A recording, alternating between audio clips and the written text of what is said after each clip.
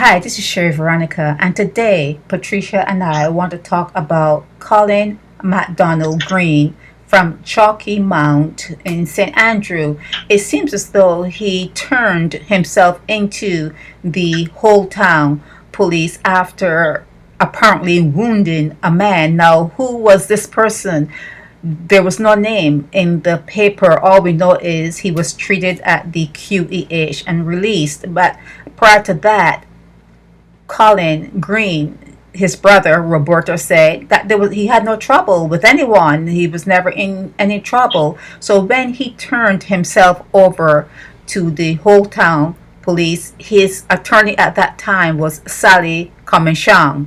And she said that after what happened, they could not find his cell phone. It was missing. Now, let me go back. While Colin MacDonald Greene was in, when he was picked up on the 3rd, well, he wasn't picked up, when he delivered himself, when he turned himself into the whole town police station on the 3rd, there was a happening in the world around that time, and Colin had to be segregated from the population, and that was he did that for like maybe 10 days. So on the 13th of November, on November 13th, when he went back to the station, midnight that night, he was found mortally wounded, self-inflicted.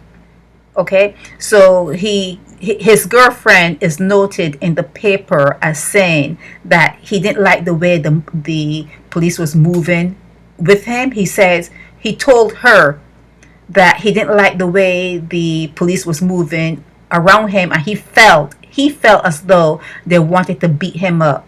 Now, Patricia, I don't know what you can add to this, because we are going to talk about this, and we're going to talk about Ayakoba.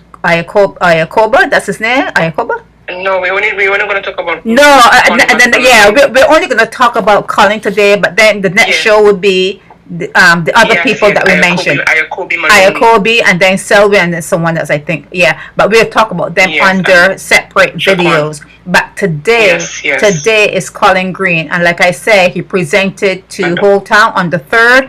When he returned on the 13th, midnight, they found him, lifeless, and he was represented by Sally Comminchang. Now his family has hired the services of Michael Lashley to find out what happened on the 13th, and depending on how much they're paying him, depending on how much he's being paid, that would give a traction. You will have an idea of what kind of traction he has, if he's going forward with it or if he's not going forward with it. But okay, I'll let you speak, Patricia.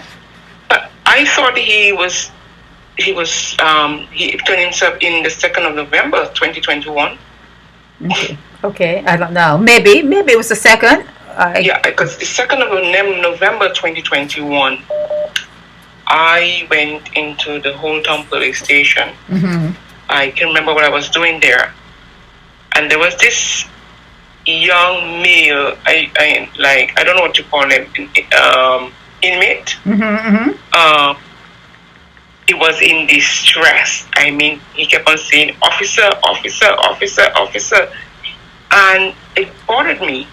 And I said to it was the female. It was Miss Cumberbatch at the time. I said, "Don't you hear this man is in distress?" And then she said, when he said officer again, she said yes. But then I didn't know what happened after that. But the 4th of November 2021, it's all 2021. Yes. I had a meeting with Inspector Herbert. Now, there were 3 purporting to be Inspector Herbert. That's a long story, Miss Veronica. That's another story. There are three people in the whole town police department that said that have the same name. They were Inspector Herbert. Okay. No, they were purporting to be that individual. It's a long story. Okay. I will share with that eventually. Okay. And at the meeting, I heard Leacock shouting, "A Rasta man," saying, "Rasta man." Right?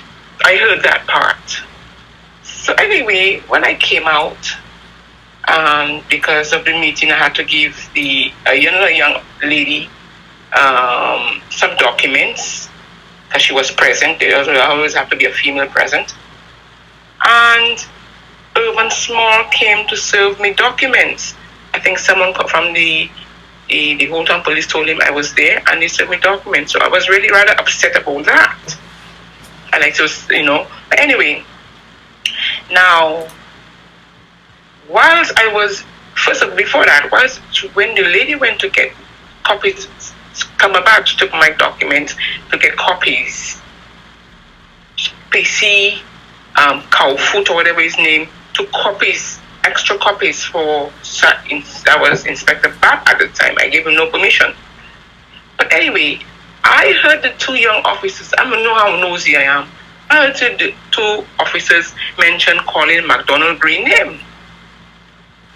And at that time, I didn't know who the person was. But every time I heard the conversation, I just be nosy. Anyway, when I heard that, then when Court Marshal Small came to serve me, and I was rather upset about it, I saw Jason Leacock, PC 1768 Jason Leacock, coming out of the holding cell. Right. With a Rasta man with long hair, long locks. Don't forget, I heard something about Colin MacDonald Greene. I don't know who it was. I don't know at that time. I don't know nothing about it. I just saw the Rasta man with the long locks. Right. Entering the vehicle, the PC 1768 Leacock, a police vehicle. Right. Now, on the when did he say he hang himself on? It was on the 13th. The 13th, yes. Saturday midnight. Yeah, 43 years old. Yeah. I heard this.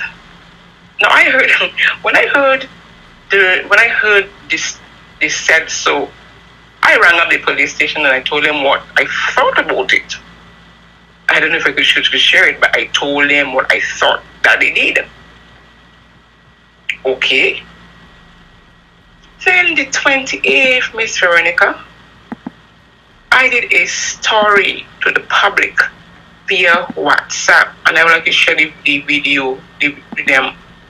And I said I saw somebody resembling Colin MacDonald Greene. There's certain sensitive things I cannot share with the public that Mr. Williams has. Okay. Miss Veronica, when I sent it through my call log, I sent through my WhatsApp. An hour later, you see the videos I provided with you? Yes. The 28th, the same 28th? Yes. Jason Leacock came. I was living at number 22 Murphy Court, Pyro Park at that time. An hour later, Jason Leacock came on the scene. So he came on the scene. He came on the scene because you released a WhatsApp talking about Colin MacDonald Greene. Yeah. Yes. Okay. I went into details about it. So but you don't forget I have police officers in my contacts. A lot of other people that would have known him. Okay. But when he showed up, I don't know why he would have shown up, because you have to have a reason to show up. So did he come? Did he come up? Did he come to speak to you? No, he came to speak to Michael or Mary Reed. The videos when I said, I wonder what they're trying to cook up against me now. And I don't know if I said, as soon as I released the thing about Colin MacDonald Greene, I think I did a voice note, but don't forget I was injured. Don't forget my injuries. Yeah, you spoke of that. Yeah, right. You spoke of that your last. Oh, that was no. That was before. Sorry, that was before. No, I didn't have the injuries yet. But no, that you're right. I didn't have the injury because the incident happened the 10th of November, and so he came on the scene and was listening. I was listening to the conversation, talking to Michael Omari Reed. So who is Omari Reed? Was that to you? Who is he? He is the same landlord I have. Oh, I see. Matter with. Okay. Yes, his lawyer is Emerson Graham. He's also the the chairman of complaints. Okay. So you did a WhatsApp message talking about Colin MacDonald Greene, and as soon as you release that WhatsApp message, here he comes to your place of residence, and he's talking to your landlord. Yes. Okay. Yes. And I was suspicious. I think I did a voice note about it. I said, guys, you wanna believe who was on the scene after I released something about Colin MacDonald Greene. But it is just strange. It's just certain things. There's certain things Mr. Williams has. But that needs to be investigated. They covered it up. And you're right. He did. Colin did turn himself into Whole Town on the 2nd of November. The 2nd day of November. Yes. Yeah, I heard someone in distress. I am not saying it was Mr. Greene. But that person was in so much distress. Yes. Right. Calling for officers. And there was not only the officers walking around. So when that happened, I called them up and told them what I think that happened. And when Justin Leacock came on the scene, had me more suspicious that something happened that they were covering up. Okay. So who was the 4th of November, 2021? Who was this gentleman I saw accompanying Justin Leacock accompanying him to a jeep? That's all I want to know. I would like to know who he wounded, and I wonder if let's say it was not something serious. Let's say that you two guys had a little dust up. You know, you have quarrel and he called and the guy went to turn himself in, and now he showed up dead. I wonder how people like that feel. I wonder how the person who complained of the wounding, how does he feel? It was a male. How does he feel? But I heard allegedly there's some sort of connections. I'm not too sure. The person that was wounded, allegedly. But why do not talk about further who the person wounded? But you just didn't say anything. A connection to whom? A connection. You just said there's connection to me, connection to you, connection to who? You have to speak. You have to speak. When you are speaking, you have to speak like you have to understand. People don't know what you're saying. They can't read your mind. So you're saying that the person was wounded, had a connection to whom? To who? I could not remember exactly what the person had said to me, because I have them in my contact all now, and they told me they were a friend or a friend calling MacDonald's family or something. They told me, because I was curious as to why he was in the first place and who, and that was very important to me. Who or what? But Ms. Veronica, let me just share a light so you'll understand how the whole town works and people understand. When I was in there the 20th of July 2022 for allegedly assaulting Papacino, I knew I would not have come out alive. But you did come out alive. I did. But when I was so frightened when they held me, and I kept on saying, my name is Patricia Bendick, the police trying to blah, blah, blah. And I kept on saying my telephone number and stuff like that. Now, when I was eventually provided a phone call, the first person I called was retired Deputy Commissioner Oral Williams.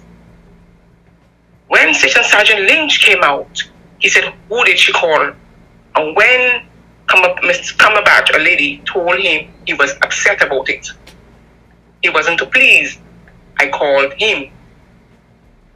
Because their behavior, the way they were treating me, made me feel that way. I wasn't going to make it alive. And I want to share something else with the public. I did an interview, a voice note, Where one night, I was sitting in Jamestown in 1st Street or 2nd Street. I observed the police in whole towns, Miss Veronica. I counted 2 going in, then about 5, so I don't know if they were all from whole town, going into Mango Bay to drink, because it's all inclusive. Miss Veronica, you know what time those people came out? At 12 a.m. in the night time. Mm-hmm. And they were all drunk, talking loud all over the place. I was, retired Commissioner Oral Williams asked me, why didn't I record? I was too embarrassed. I don't know, it wasn't me. I was too ashamed and embarrassed to see policemen on duty in the uniforms wobbling all over the place. And that's when I thought about Colin MacDonald Greene.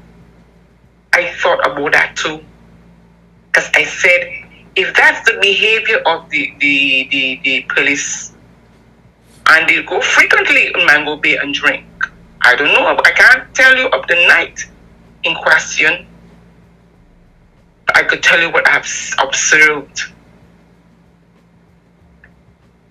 So if he had some sort of medical or something that was going wrong with him and he wanted the help, and at that time, were there police officers in the police station?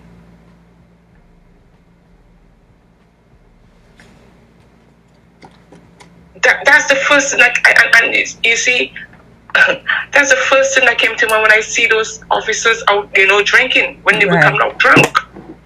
Right. And then the first time they did that, I've seen them before, but 12 o'clock in the nighttime, 4 hours drinking at Mango Bay, it's all inclusive.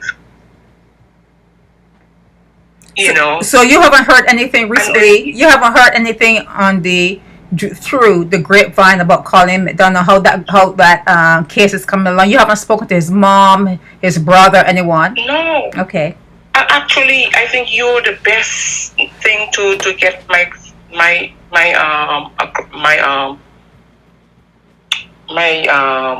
story across, because I will tell you why. I have people so-called activists in my group, some of them who knows certain people, and I'm just not going for. I will talk about it when I go with Maurice Morningston comes. They know those individuals. I've been begging, can somebody put me through Seven Blues Night Family or Iokobe, Miss all the individuals I mentioned. Not one of them, Miss Veronica, not one of them. It is sad, but it's all publicity stunts when they could go and march, when people could see them, when the press could see them. But you didn't finish your sentence. Not one of them did what? Not one of them did what? Not one of them reached out to me, and they're all in my contacts. Most of them in my contacts, Miss Veronica. Reached out to you for what? Reached out to you for what? Because I wanted information. I wanted the numbers. I wanted the telephone numbers. I wanted information on if they know, because they have the leaders of groups. Oh, so they will have people that know those people. Okay. There's one person that knows a particular family of another individual and would not even have shared that with me. Right. Right. But I also, I try to see if I get the email. I've also, I think, wrote to the AG and asked all those to be investigated. Those cases to be investigated. Right. But you know when they say we're going to get to the bottom of this, that they never get to the bottom of it. And like I said, Michael Lashley has been hired by the family, but unless money is passing, nothing will be happening there either. That was since 2021. Yeah, but that's recent. That's like yesterday in Barbados time. That in the United States, this would have all been done. But in Barbados time, 2021 is like yesterday. To Mr. Michael Lashley, I am not saying that thing, but I personally think that most of those people, whoever lawyers that I have and nothing have happened, fire them, get new lawyers. But if you get new lawyers, You're gonna hire the ones you fired unless you pay them. It's all about passing money. So you could hire you could fire an attorney and hire another attorney, and it's the same. They're gonna fire Michael Lashley and hire Michael Lashley. It all comes down to money. Because I'm not saying Michael Lashley, I'm saying some of those same lawyers, some of the lawyers work hand in hand with the police. We know that, but we have to move ahead of that. These are things that are known, but we have to actually will it. Like you said that the way you came up, you understand the spirit world. I understand the spirit world. You have to will that people start to do the right thing. You have to have it in your will, and you have to put that out there. You have to say, yes, there are people that work with the police, but let's hope that the family can find someone who can really investigate what happened to their loved one. The son, he's a brother, he probably has a sister, he has aunts, uncles. Let's hope that they can find let's send our positive energy out there and hope that the family can find an attorney in Barbados who would do the right thing and try to investigate what happened on the 13th of November. Okay. One. When I was the bloody air you saw there, you will not believe I had a clipping of Colin MacDonald Greene in my bag and was blood stained. And because his brother said that when he went to identify Colin's body, his brother's Roberto, he went to identify his body. He said that Colin's body looked clean. There was there was nothing around his neck. Everything looked clean and everything looked just normal. But I thought the sister said that it was decomposed when they went to collect it. Yeah, but that's a different story. No. That's a different. That's when it's in the. That's when it's in the morgue and the power went off. Do you know that the power goes off inside the Queen Elizabeth Hospital morgue and the bodies in there starts to do what they do. Not Mother Nature calls for them. Miss Veronica, that's no excuse. Let me tell you the real truth. They would have never wanted to investigate that. Because you know why they released Colin MacDonald Greene's body? Remember when I went on a station and started talking about Colin MacDonald Greene and those people? A week or two after, Home Affairs Minister Wilfred Abraham and the AG came in a newspaper and said something that they were releasing the body. Okay. After the fact, after so long, the people were asking for the loved one. But you have to wait for the autopsy, and that's I don't know how if that's here or there. But I would suggest to people to. I just one more thing. Okay. Anytime you emailing anybody, CC to the Prime Minister, AG Commissioner, FBI/US Embassy, British Embassy, Canadian Consulate, Internal Affairs, Interpol. Because it put pressure on the government to see that people are observing. This is why I got results, It said that I write to the Prime Minister, the AG Commissioner. I got results because there were people outside observing. Yeah, you'll be surprised how many people go missing in Barbados and they don't know. And no matter how they say, most crimes are solved. If they're not in the paper, it's not a crime. If they tell the nation not to run a story or whatever, it's not really in the news, so people don't study it. And there are many people in Barbados who have gone missing. And there's never any talk about it. Even to tourists recently, a couple of years back, they were on jet skis and they went out in Barbadian waters. And what happened? People don't talk about it. People in Barbados are not. They don't care. They don't care. They don't really care. Unless it happens to them, it has to happen. It has to happen to them. Family, yes. And then they speak. Yes. And I really apologize to the Colin MacDonald Greene family.